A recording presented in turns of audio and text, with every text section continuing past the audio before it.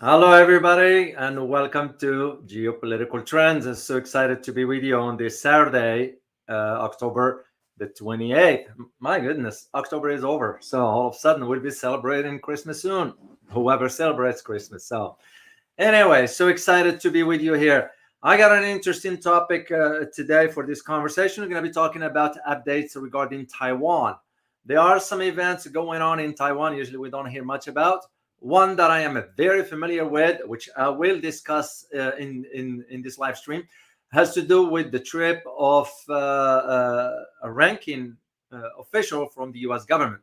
But it was for a reason. And all this is tied to the upcoming elections. So we're going to get into all this in detail and provide you a context, especially when it comes down to the regional security aspects of it, because that is where the key focus is going to be on. So, but before I'll do this, like I always do, I like to extend my sincere thanks to channel supporters, members, subscribers, all of you. And if this is your first time here, please make sure to subscribe and hit that notification button so you will be notified every time I come on the air. So thank you all for being here on this Saturday. As I said, Hong Tua, good to see you as always. Phil, here you are. Good to see you. Alan Amsin, good to see you. Aurel, Vato, good to see you. Ponin too, good to see you as always. DSS, good to see you. Very Athin Wu, good to see you. Very excited to be with you guys. Uh, there's one announcement I need to make, which is for the members and supporters. I will be doing a live exclusive Q&A for the members and supporters. So if you are a member or a supporter, or if you like to become a member or a supporter of the channel, just make sure to join me tomorrow. I'm going to do this once, but I'm going to figure out something to do for the members, and I'll do something for the supporters as well. I'm also going to create an outlet. Some of you have been suggesting to me to do, for example, buy me coffee if you want to support the channel, which I will truly appreciate it. I already appreciate many of you. You guys send super stickers and so forth. Thank you so much for your continued support. But I'm going to create when I decided not to do the Patreon after I found out the back door of the Patreon. I'm not going to do it. I'm not going to do it. So I decided not to. So anyway, so make sure to join me tomorrow for the those for the members and supporters. It will be at noon Central Standard Time. So, all right, let's get into this because we got a lot to cover here. So now here's the straightforward question: what would the Taiwanese choose moving forward? It's a straightforward. Second question: are the days for Psy in general coming unnumbered? Because I'm seeing the signs. Things are gonna go different directions. So this is what I intend to cover in this discussion. And of course, I will welcome your, Emmanuel. I want to say thank you. Emmanuel Beltran, thank you so much for your super sticker. I truly appreciate it. Speaking of that, I need to give a shout out, by the way, to the new channel members and supporters. So I'll start with the two new channel members. Anna Meow. Thank you so much, Anna, for your support. It means a lot. Second person is Jesus Aguilar. Thank you very much, Jesus. I truly appreciate your support. Those are the two channel members. So make sure, please, to join me tomorrow for the live Q&A. The third person, channel supporters, is Charles Minaro. Thank you so much, Charles. Truly appreciate your support. And to all of you, once again, I say thank you. All right, let's talk about this. Because here's the thing, the way I see it, the path moving forward. And it will be naive of us to think that the Taiwanese are not paying close attention to what's going on, especially with the Ukraine conflict. And what it's going to be for the Taiwanese voters, those are, they are part of the Han. I'm not going to get into the history because that's not what I'm going to do here. As a matter of fact, I'd be happy to do an exclusive one just for that, but I'm not going to do that today. Suffice it to say that the Taiwanese of all stripes, they're going to now have to choose between what they want. Do they want war? Or do they want peace? Choice is theirs, because this is what, in my opinion, the upcoming election is going to be about. Because the Taiwanese people is going to be facing a stark choice when it comes down to this.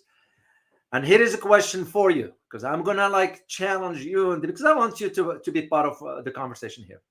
When I put on the thumbnail, you all remember what I put in thumbnail. The end is near. What did I mean by that? Can anybody guess? And remember, think of the big picture, and just leave the answer or comments if you feel like it on the chat box there. So here's the thing: the upcoming presidential elections, it will be really whether Taiwanese wants peace or he wants a war. Straightforward. There is no ifs and buts. And the warning, here's the thing: the warning that was echoed by also a remark from the former Taiwanese president. His name is Ma Ying-jeou.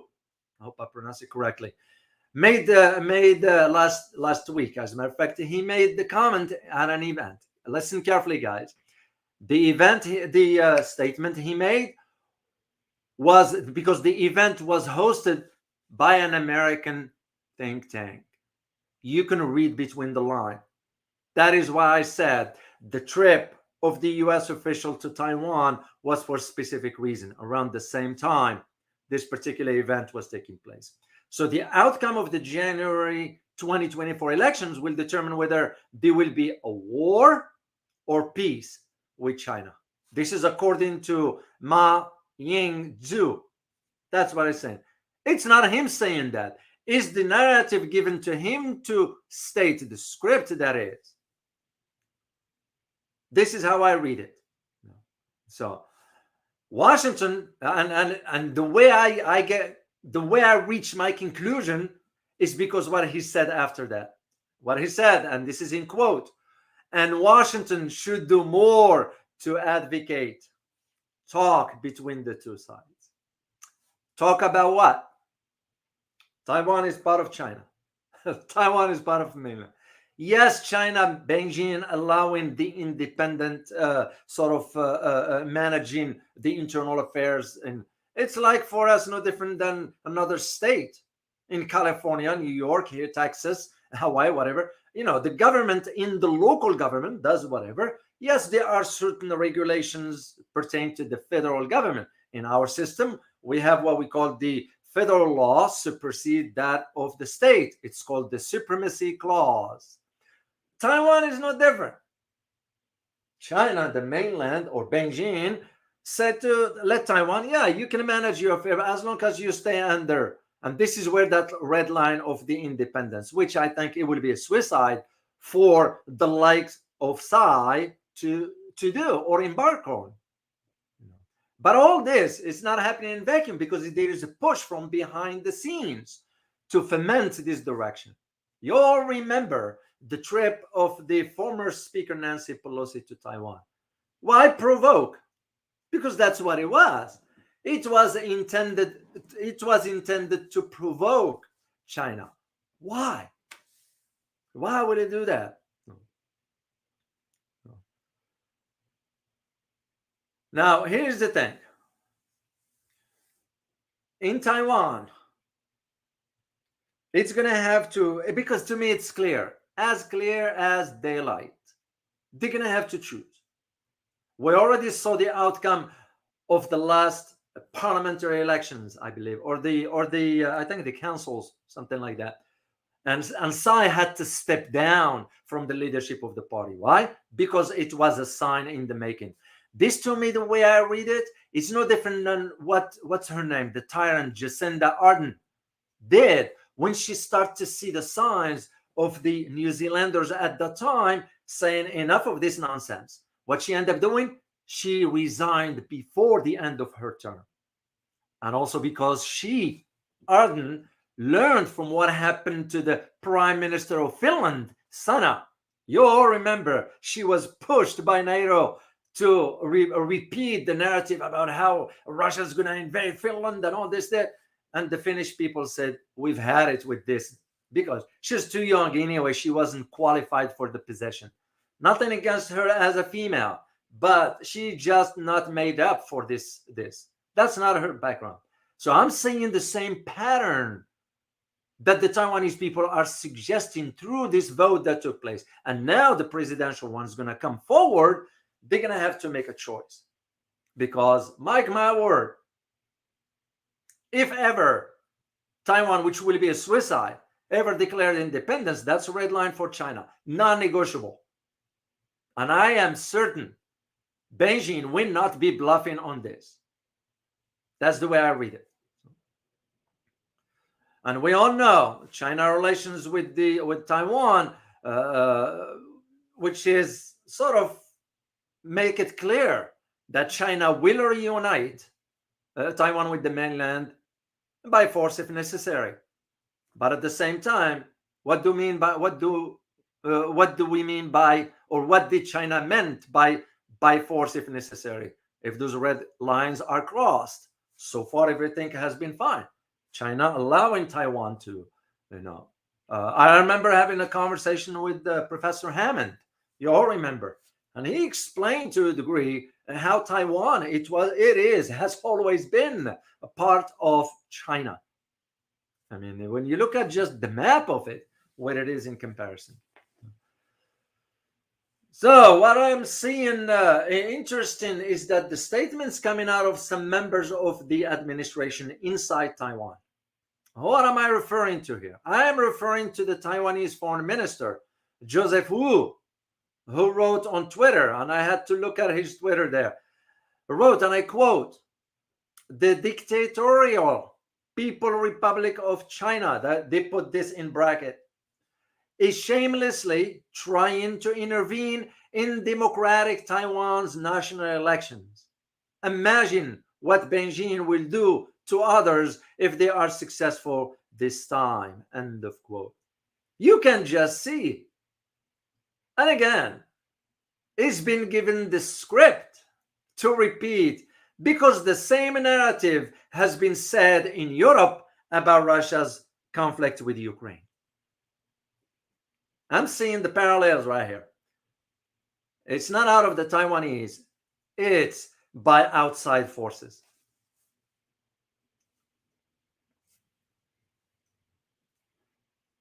And this is where I'm seeing the idea that even Taiwan, even Tsai herself, she knows where the red line is. You will hear some bravado coming out of her saying that, well, we have a democratic government, but it has always stopped short. She has always stopped short of declaring formal independence. It's because she knows what the consequences will be. The question is, and it is a question for you guys too to consider, do you think Taiwanese assume that the US will come to their defense? What do you think? So just let me take a look at some answers here.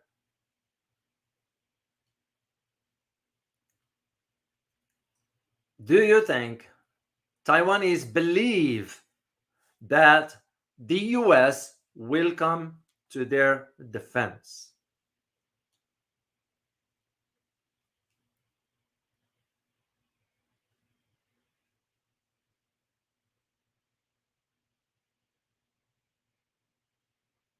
Yeah, I'm waiting. It takes a while to show up here. I'll get back to it, guys, soon. But this is one thing that President Tsai. First of all, why do they call her president? Would you guys agree to that term? Let's just break it down, because I have to think in terms of sovereignty. When you call a president, that means it's a sovereign, which means it's an independent state. Well, Taiwan is not. So how come she's getting the title of a president instead of a governor? The equivalency for us here, because you think about Texas, New York, California, Hawaii, Florida, all of them are states. but the governor is not the president. Yeah, it was the joke about the Californian governor in China saying the president of the Republic of California visiting China. So, and this is when I see the idea that when Tsai, she put on statements, and I had to dig into this to find out. She said that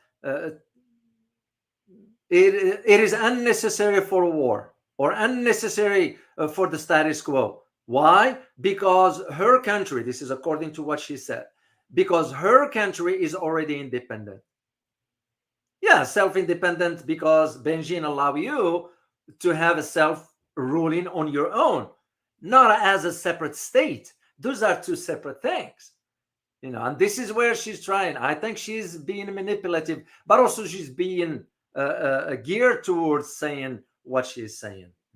If you only know two things about Tsai, that at least I digged into her background, that it has a Japanese background, which is nothing wrong with that. It's just the idea that is there. And the second thing has to do with Tsai. I had to look up her PhD, which to me was not confirmed. And that is where the issue was. Did she earn the PhD or not?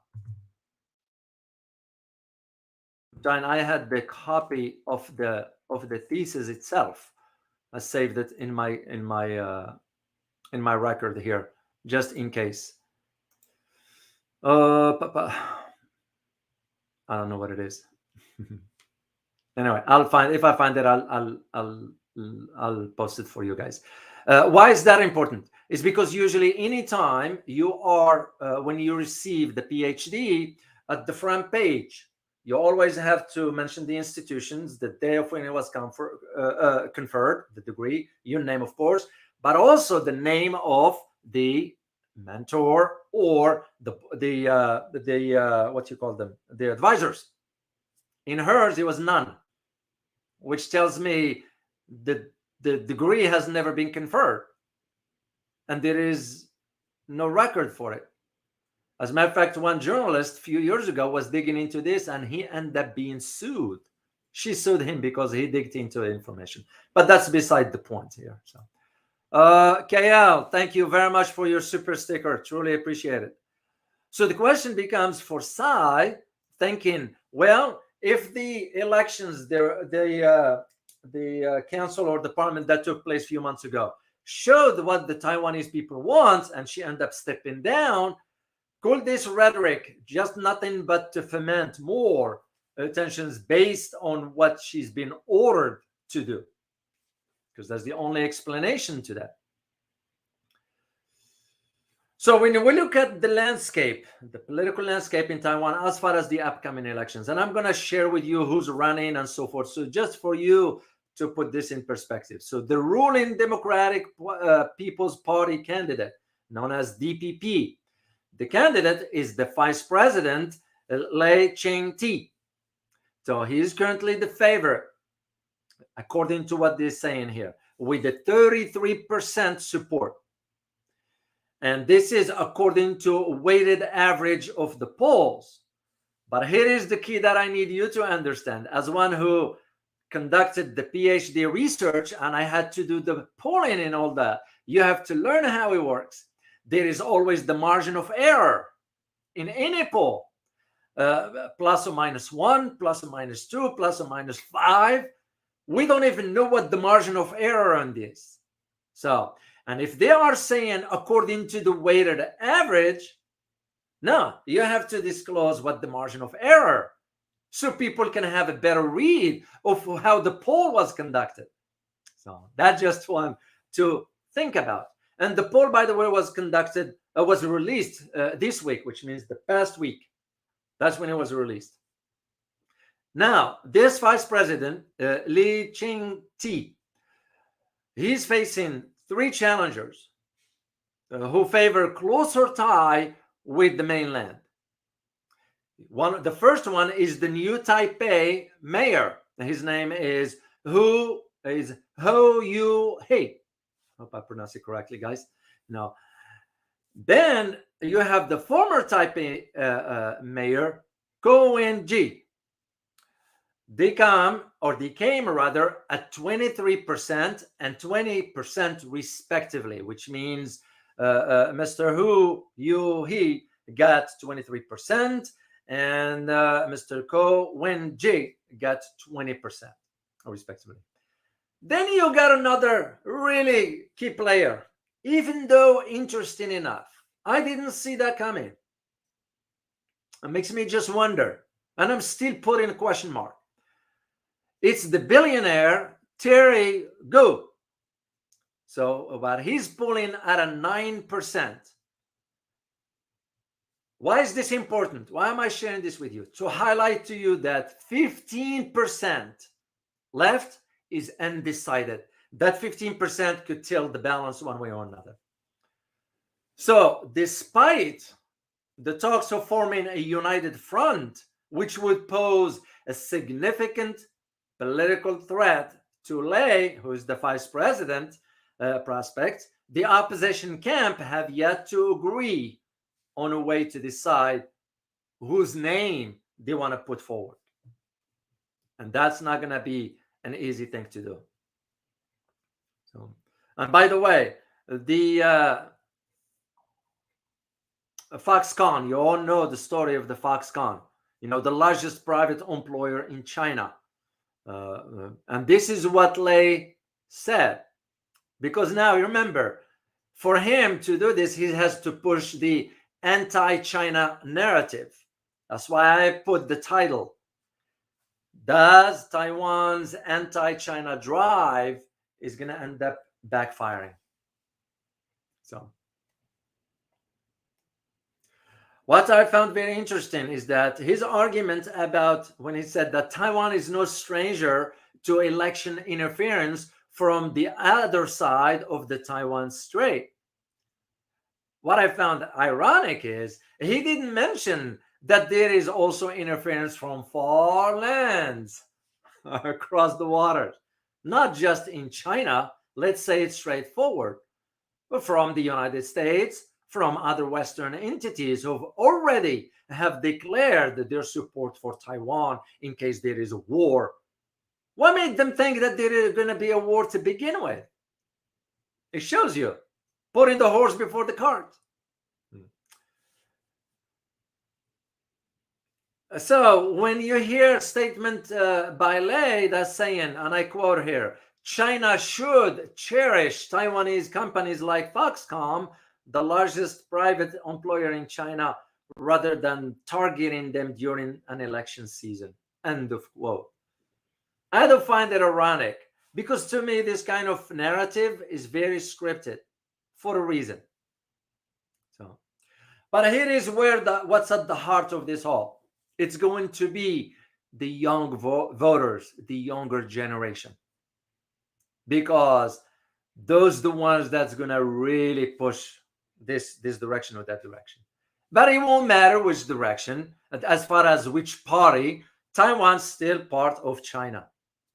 That ain't going to change, no matter what. No matter how you slice it, no matter how you look at it, at the end of the day, Taiwan still part of China, because Taiwan is not an independent state. Otherwise, where is the representation? Let's say in the UN. Let's say the diplomatic representation with other countries. Officially. Yeah, you got some countries that are recognizing Taiwan. Yeah, you can recognize whatever. They ain't gonna cut it. If they are not official diplomatic channels to indicate that you have a representation of a foreign diplomats to suggest that you are a sovereign state, then you have none. So when you look at this young generation, how it's going to end up impacting the young voters, because Taiwan presidential hopefuls, all of them, are increasingly now turning their attention to young voters. They can't ignore that, because young voters are expected to play a major role in this presidential and parliamentary elections. Because the way you look at it, guys, is the idea of understanding how the outcome of this election. You all remember the same argument I made for you about New Zealand. Back then, I said, I will not reach a conclusion yet till we see what the outcome of the elections. And here you are. In New Zealand, the Labour Party has been rejected loudly by the New Zealanders. We have to wait and see what it's going to be. At the same time, to what degree China is going to be this patient? Because China's being, I don't see China literally getting militarily I mean, they'll take over Taiwan in no time. But again, optics of it will not look good for China, the mainland, as a major power, global power. It's going to be interpreted as, is this how you handle global affairs? That's not going to bode well. So that's why I don't see China. Let alone, how would you expect China to be like you heard the term in the West, China's going to invade. That term invade, because that's the only term Western mindset's going to interpret, But the logical of it, how do you anticipate or expect a country to invade itself? That just doesn't make sense. Can we go and invade Hawaii? Can we go and invade New York, California, Texas, Florida? No. They are part of the federal union, part of the United States. Same thing. Because how will it look? Even though for us, some states wants to be independent. In my home state here, we care less for the federal government. I don't give a damn about that. Like I told you one time, I remember sharing this with you. Few decades ago, way back, you're talking about now 4 to almost 5 decades. A study was conducted in California, southern part of California, New Mexico, a part of Arizona. And the research that was conducted back then is to find out if the locals in this region were asked if they wanted to be independent from the United States. And the answer was overwhelmingly yes. A sense of red flags inside the Pentagon, to the point that poll or that research was suppressed. Shows you that they wanted independence. Some other states here, they want to be independent from the West. But as of now, no, they are not independent. They can't call themselves independent. I would say the same argument. But we all remember, because here's the thing. That's why I don't see the military options. Unless the one condition that I see. And if China doesn't act on it, it will lose credibility. If Taiwan declares independence, which I am certain they won't. Even for us, believe it or not, behind closed doors, we're saying to Taiwanese, don't be stupid. And this is why I asked the question, and I'm going to look at the answer. Do you believe Taiwanese think that the United States is going to come to their defense? Let me just see. I'd like to see your feedback on this particular question. Because it's very important. It's very important to understand how the perception is in Taiwan. It will be naive, not naive. What's the word I'm looking for? It will be perplexing if the Taiwanese are not seeing the images of what's going on in Ukraine. Knowing that we created the tension there. Do we have our soldiers on the ground? No. There is no way. So I see one of you, Nick Sun, you say no. I'm just trying to see. Yeah, I just don't see. I don't see the Russian. No, here's that one. Another one. No, they don't see that. Yeah, but some Taiwanese, and I had my conversation with some people there, from there rather, not there, from there, that who end up to live here. They go back and forth. The argument is that There's no certainty. And I'm going to touch on the military briefly as I move forward into all this. So the idea to think that for China, yeah, China will act forcibly if Taiwan declares independence. That's the red line that's been declared. And what is island? What is Taiwan of 23 million people? That's about it. Even though in any statement like this, you always see one particular connotation or short phrase always attached to this. And this one is, as the United States pledge to defend it or to defend Taiwan.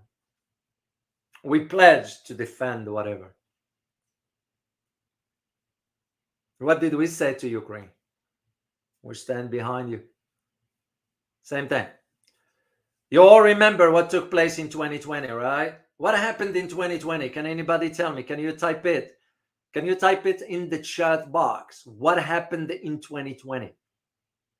I'm not going to give you a hint because I want to challenge you on this one here. And we all this within the context of, thinking in terms of how people in Taiwan might be thinking, oh, the US is going to be defending us. We don't have to worry. What happened in 2020? It was a major event in that whole region. I'm not going to say the exact location here.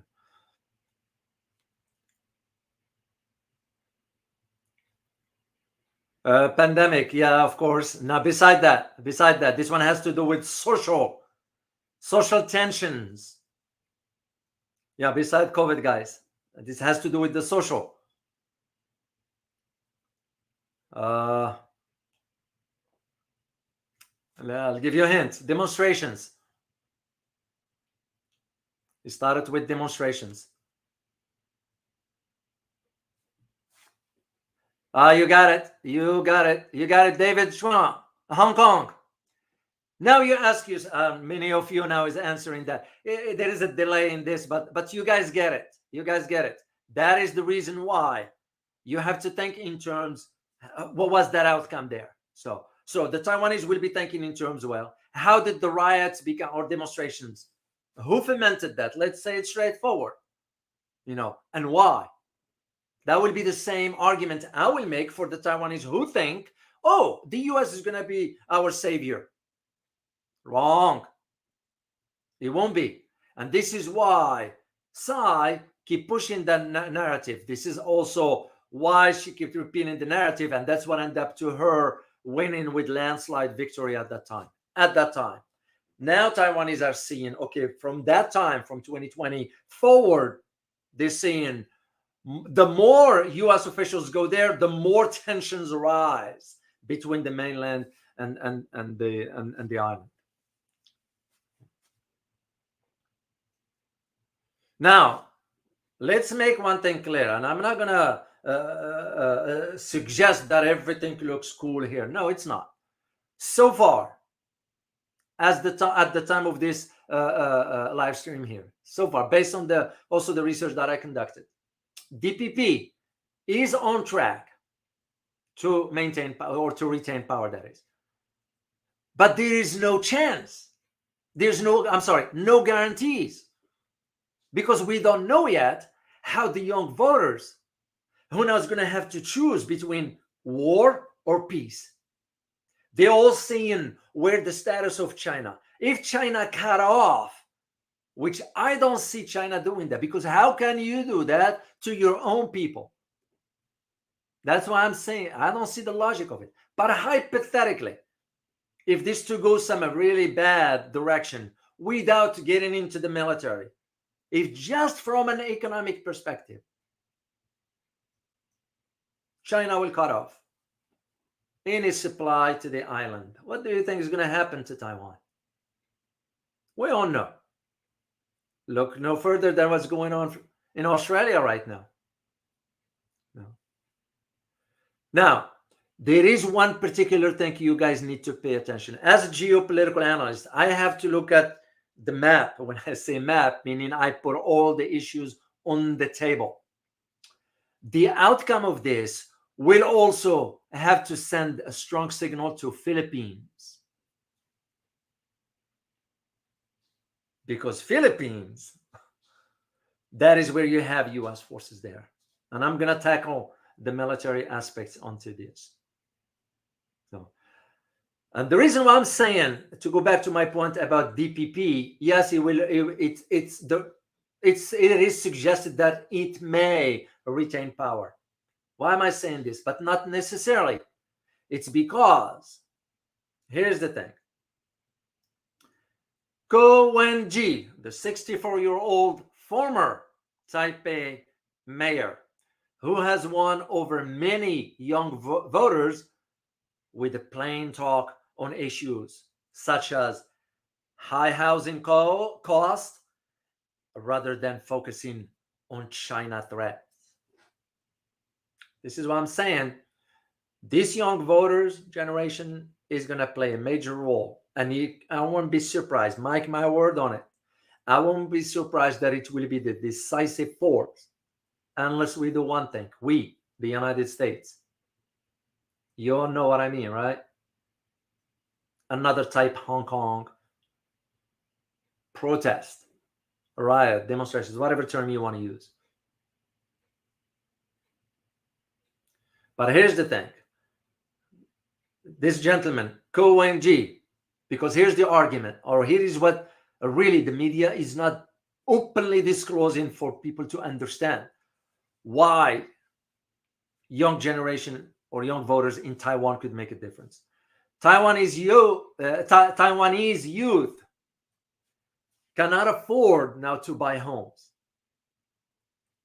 cannot find good jobs, do not dare to get married. This is according to the article, by the way. I found this article here, and I got to give the credit to Sarah Wu and Yimu Lee. Those are the authors of these articles. But I did, based on also the research that I found, it collaborates the same information. But I decided to use their article, which I will post for you. But I give them the credit, Sarah Wu and Yimu Lee. So their arguments is in line with what I found on the other side also. So,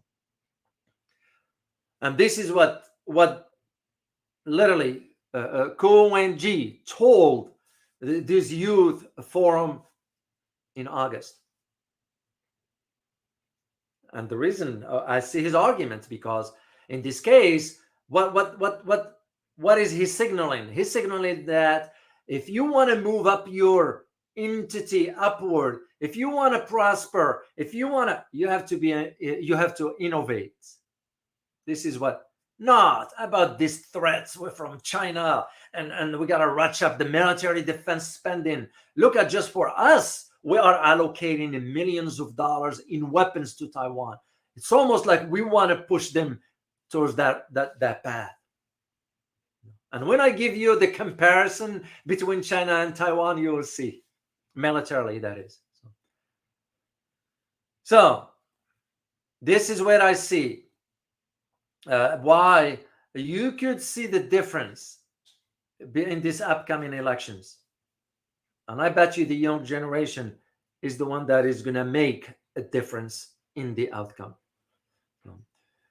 Both Lei and DPP, which China paints as secessionists, because they are advocating for that. But I bet you this, they will not go as far as declaring independence, because they know what the outcome will be. So, but they still have framed the ballot as between, you got it, democracy and authoritarianism.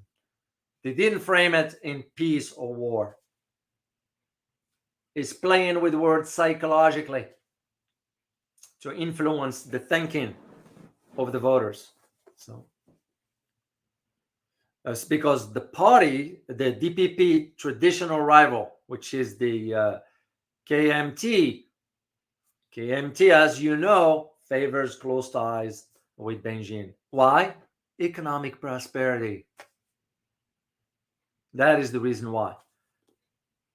Yeah. This is why they are pushing for the narrative of war and peace. Taiwanese will have to choose between.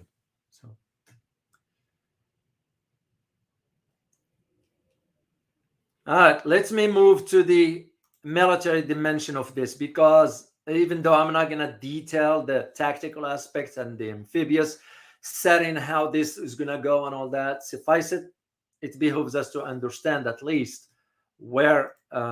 Thanks, I had it. Let me see the answer. Yes, you guys got it. Hong Kong protest.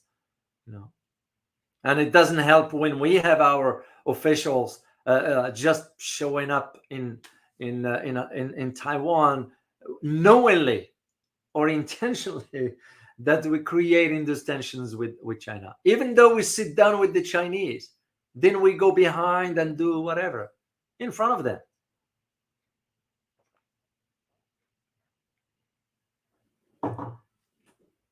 Now you see why I made the argument about yesterday when I talked about the Mr. Wang Yi visit to the United States. Will the U.S. sit with China on an equal footing? So what we doing like this when Nancy Pelosi, I don't know who was advising her. She gives a hoot about Taiwan. Does anybody, by the way, does anybody know why she really went there? Do you guys know? I give you a chance to just guess. If you can type in the chat box, and I'll get back to it to see. Oh, I see a super sticker here. I want to say thank you to Thaler. Thank you so much. Truly appreciate your support. Thanks again.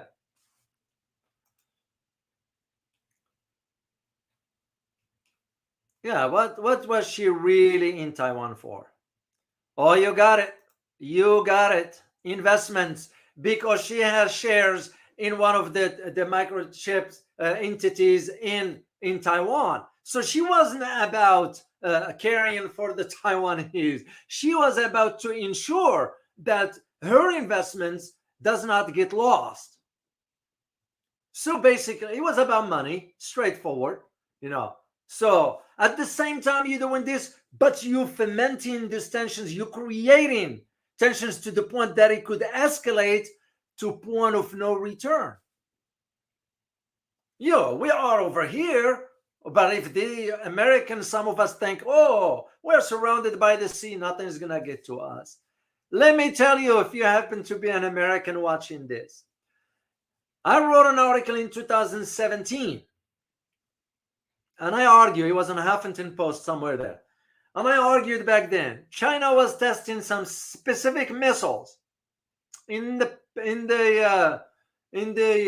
Pacific, and as a matter of fact, they got closer to Hawaii. And what I found out when I looked at the specs of that particular type is that it will easily reach the homeland from way out there, specifically for that. So when you have politicians, they're just thinking about their own, putting a whole nation in jeopardy, like what we are saying with our incompetent president about what we're doing right now in the Middle East. It just defies logic. Aren't those politicians supposed to serve the interest of the people? And one of the key things is peace. Haven't we had enough of these wars and conflict? Wars we don't even win. We don't even win those wars.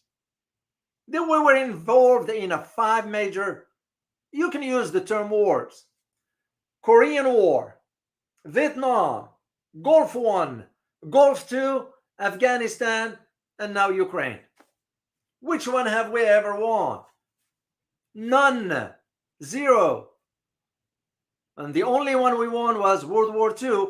And if it weren't for the Soviet Union back then, we would have not get involved. There are those who are misinterpreting history. When I was in Poland, I went to a cemetery to visit with people I know who were there and visiting their family, their deceased family members. And they told me, come here, David, I want to show you something. They took me to one section of the cemetery, and I saw this massive amount of tombs. No names, just flag.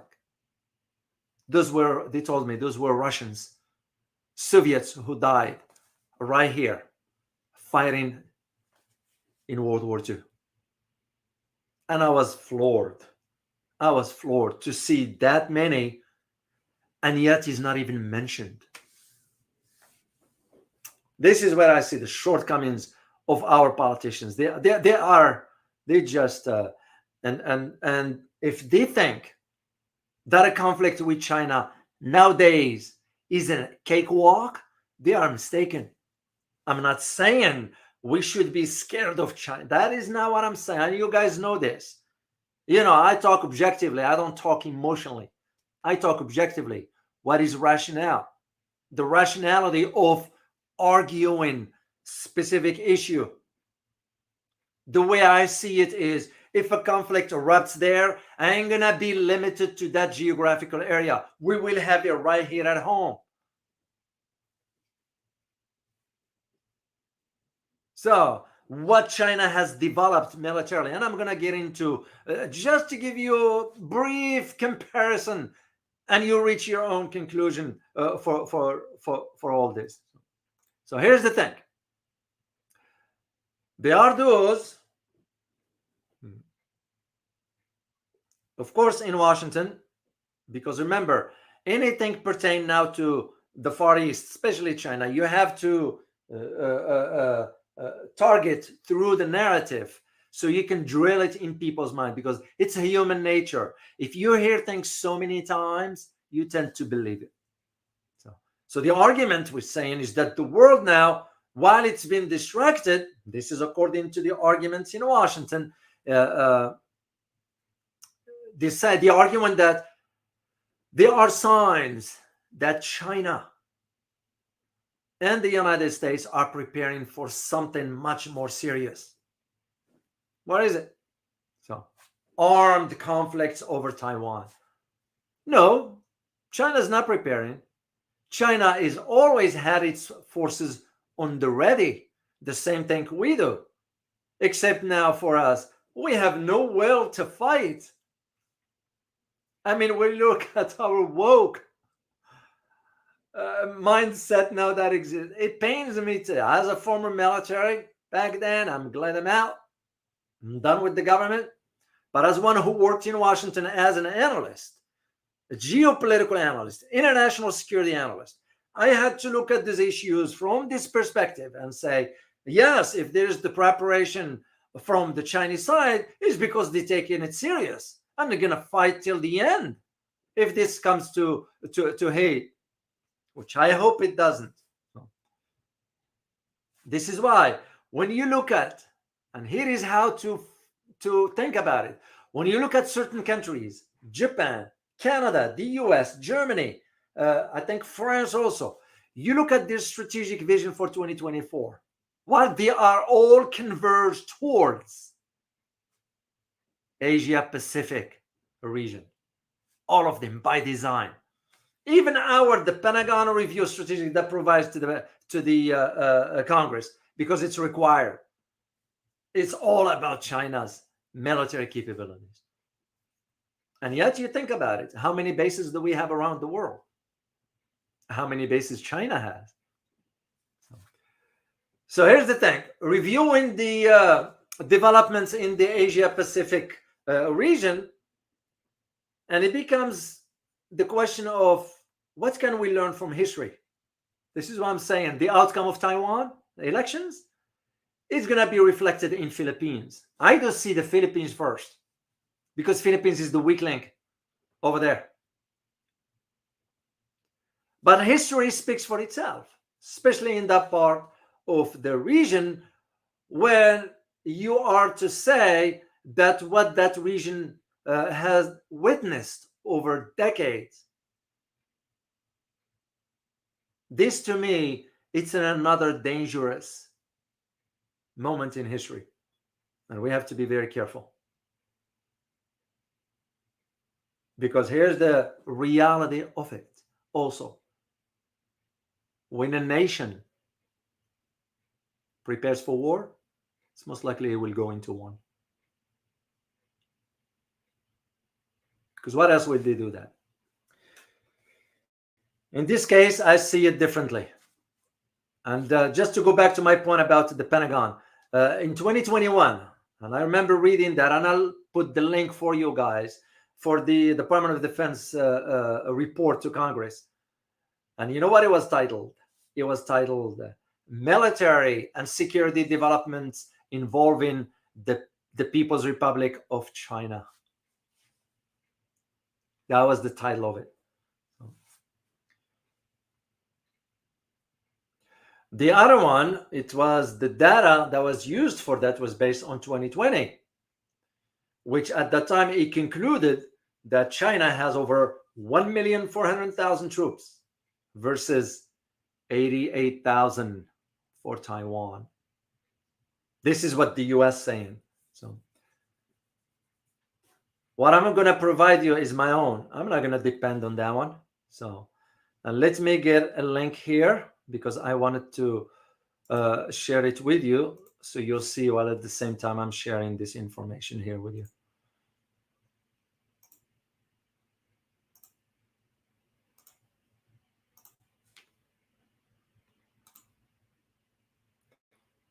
All right, let me get this full screen here.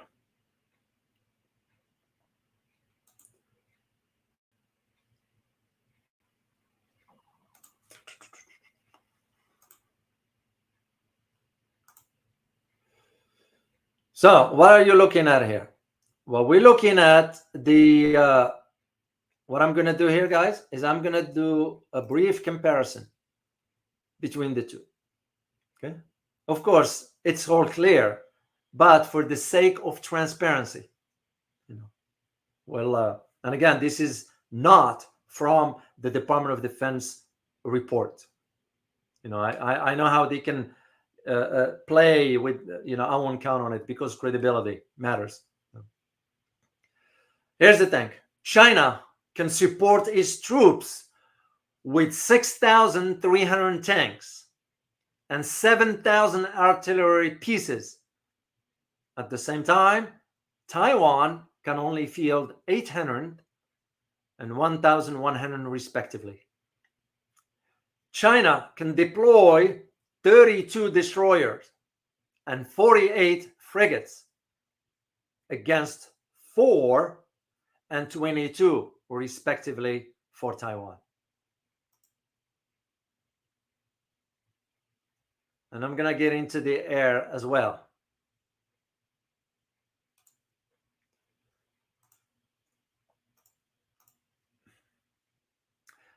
In submarine warfare, China is utterly dominant. Why? You got about 9 nuclear attack and 6 ballistic missile submarines. Taiwan doesn't have any of either and only has 2 diesel attack submarines versus 56 for China. The comparison in the air is also starkly lopsided. China fielding about 1,600 fighter aircraft versus 400 for Taiwan. China also has about 450 specialist bomber aircraft and 400 transport aircraft, while Taiwan only has 30 transport planes and no bombers, which means what? Hypothetically, if there were war, the US will have to get involved. If the US get involved, we all know what the outcome is going to be. Plus, Americans is going to say, forget about it. So despite all this, I don't see China going militarily. Again, to go back to my original argument, how can you invade your own? That just defies logic. That's why I don't see that happening.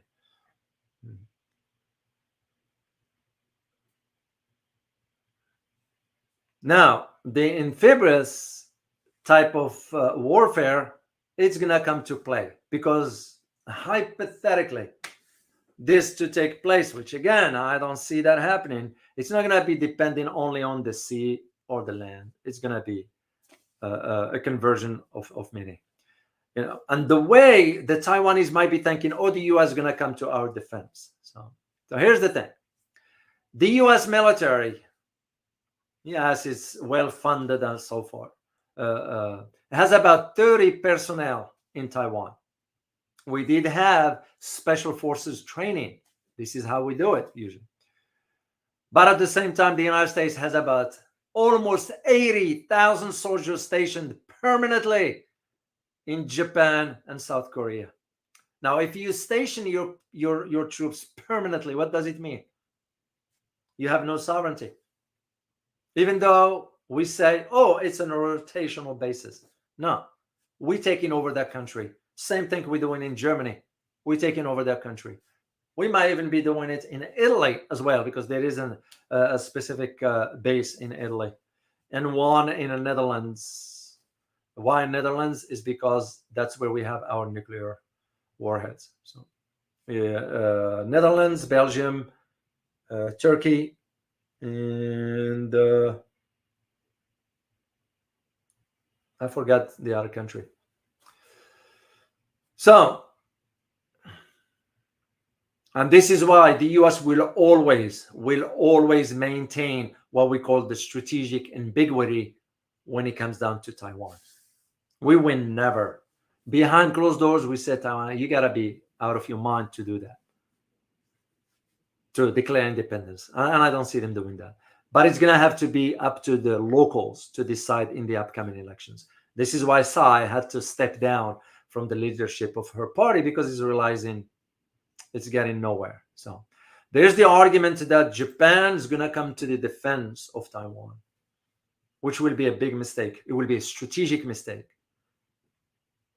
It will be a strategic mistake of Japan to do that. And if they think just because we have our soldiers over there, no. Because if it does, don't forget what North Korea might do. Don't forget what North Korea might do. No. So this is how I see it.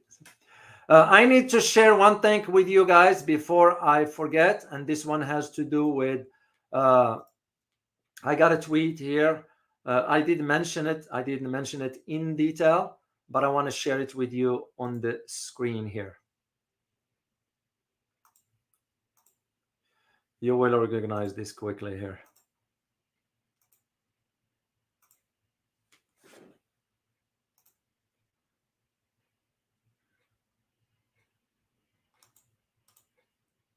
Yeah, this is the passing of Li Qiang, who dies of a heart attack. Yes, he was a high-ranking in the Chinese government. He was the ex-premier, so way up there in the chain of command. So he passed away at 67. So it's sad. It's young by standards of today. So I just wanted to share with you. But there is an interesting thing that I get on my Twitter feed here. That the idea is, let me see here if I can post this one. As long as Chinese leaders, this is, by the way, this I get from Wong. He shares stuff with me sometimes. And he's spot on. And he wrote, and I quote, as long as Chinese leaders are alive, the Western press villainizes them. But as soon as they pass away, they are portrayed as victims of the current regime. Spot on. I couldn't agree more with this. I found it very, very interesting. So I wanted to share that with you. All right, guys, I'm going to take a question or two before I sign off here. I just wanted to remind you, tomorrow at noon, I will be doing an exclusive Q&A for the channel members and supporters. I will also create some sort of a platform where if you want to support the channel, because as I told you, this is not an average content that you can just find anywhere. I do my due diligence in the research. I have my background in academia, but also tactically speaking, theoretically speaking, as a former international security analyst in Washington, D.C., I've kind of been in the different parts of the world, as a matter of fact, in most continents. So I know what I'm talking about. But the content, the information that I bring to you, I am very happy with, in the sense that it's going to only increase your knowledge. And this is not about to brag or whatever. This is about being well informed. That's the way I see it. So I'm going to create that platform. If any of you wants to support channel, you can do it that way. It's better yet for the channel supporters and members. And because for the members, I am going to create something where I will be meeting with you once a month, just for us to get to know each other on a different level, some sort of one-on-one conversation per se. You can ask me whatever questions. If I can answer because it's sensitive or classified, I won't be able to do that. But that's what I intend to do with the members, because you guys supporting this channel here, and it's only fair that I do something for you as well. So, I might even see down the road. I have to figure out the technical aspects of it. And maybe we'll do some for one of my books. You can upload it or something like that. I'll figure something out for you guys. Anyway, just to remind you, remember to join me tomorrow if you are available. So I'm gonna check all the way back up and see if there are any questions. Just put Q, so I know it's question, and I will answer. I will take that on. And once again, thank you all for being here, and thank you all to those who provided the super sticker. Thank you so much for your support. It's a great community we have here. I truly enjoy it. If you noticed, I've been doing a lot of live streams. It's because it's important. It's important to keep the conversation going. Conversation of substance. I'm not here to just waste your time and waste mine. You'll never have that from me. I promise you that. If I don't have something of substance to share with you, I won't come on the air.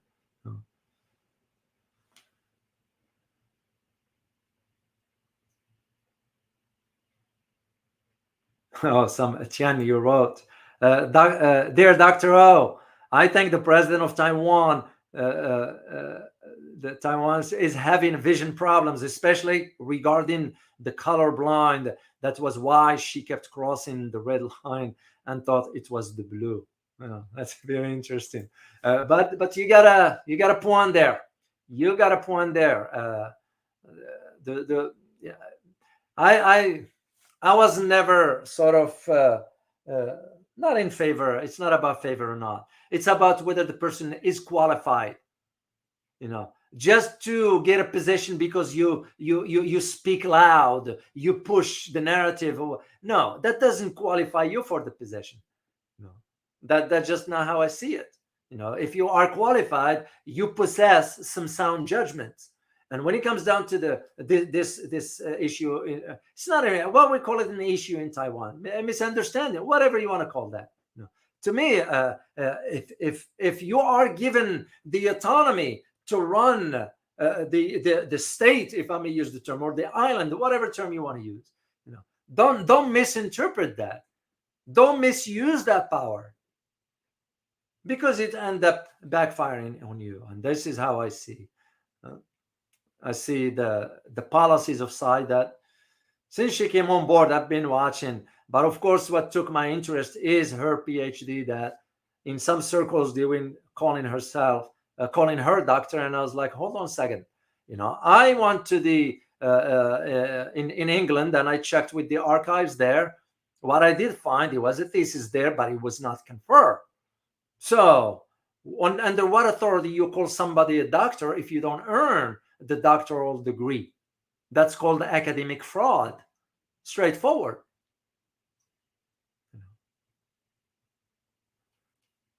And then it starts to become clear to me, her policy she's embarking on, she's being fed the narrative from the West, mainly the United States, because we have a reason, we have an objective to maintain the tensions over there. This is why I said Philippines. This is why I'm saying Australia. This is why I'm saying India. This is why I'm saying maybe New Zealand, even with the election now.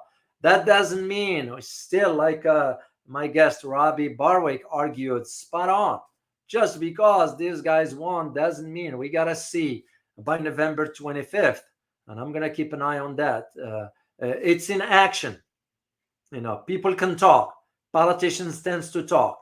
In action that you will find out whether they are intending to take on what they have advocated for. It's not what you say, as the saying goes, it's what you do. Politicians, I'll apply to them as well. I'm looking, guys, to see if there is a question here. I'll answer it. Otherwise, make sure you guys prepare your questions for tomorrow for the members and channel. Phil, question: India will defend Taiwan. It's laughable. Well, what will India do? I mean, send the nukes? No. I don't see how India has a lot of internal problems it needs to. And by the way, guys, I couldn't confirm. I could not, so I'm not going to do it. I couldn't confirm that they did indeed side with the West to sanction Russia. I looked, I'm going to keep looking. But as of now, I don't intend to do that because it's not confirmed. And we're only going to have to be fair and just. If it's not right, don't say it. Like what Marcus Aurelius said, it is still echoed. Yeah.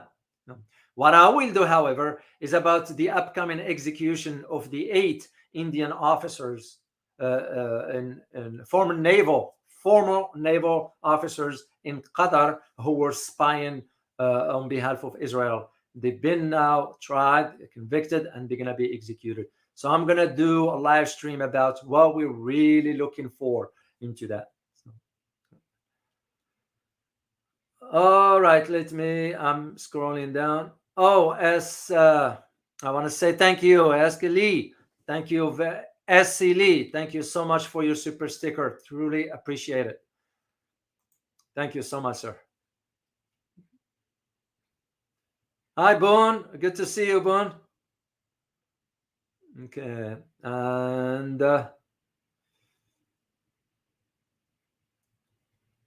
here's the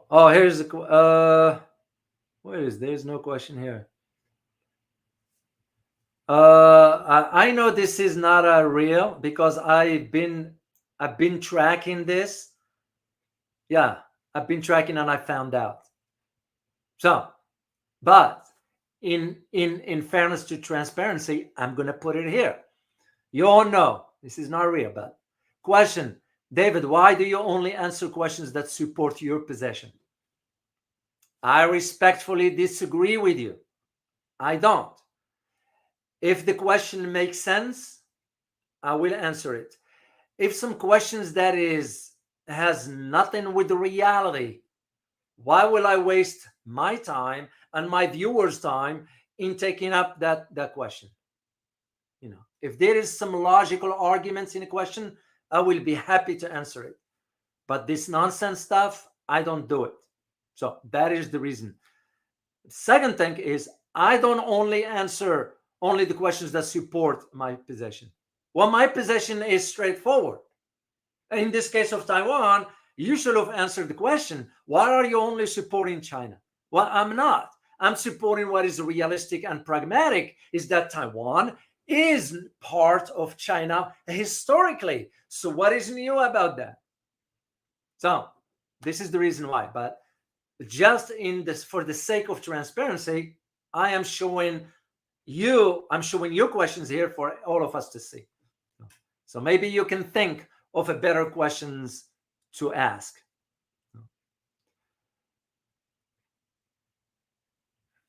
Well, I know it's a troll and all that, but it's still, because transparency matters. Because I've been seeing this. This is what prompts me to really disclose my qualifications as to what qualifies me to talk about geopolitics. Because there are some that they think I just start talking about this last year.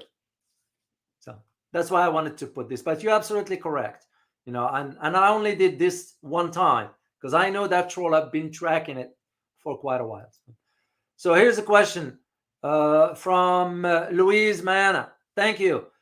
Question: will the United States involve itself in a war on 3 fronts: Middle East, Taiwan, and Ukraine?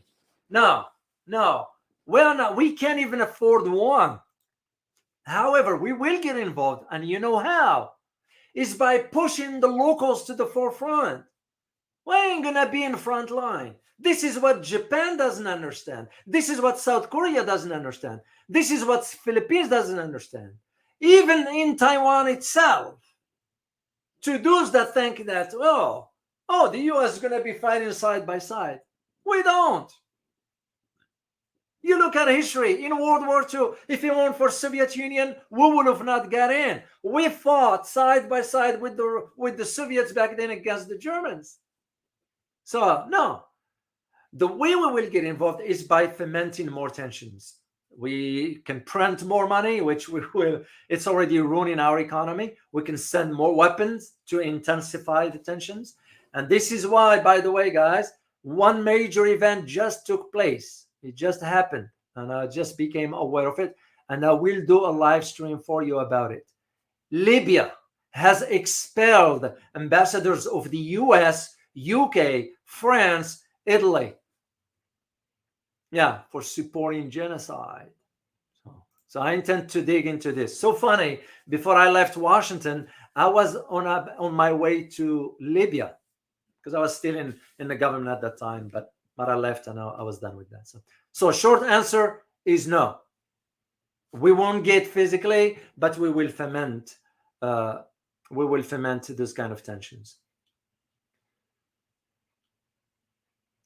All right, guys, I hope you found this very informative, and I look forward to seeing the members and supporters tomorrow, and I will prepare something for the two topics that I'm going to be researching. Then we'll do it next week. All right, guys, hope you enjoy your Sunday, your Saturday, not Sunday, Saturday. Sunday is tomorrow. So, and I look forward to seeing you next time. As always, remember, geopolitics impact your daily life in more ways than one. Till next time. Bye-bye.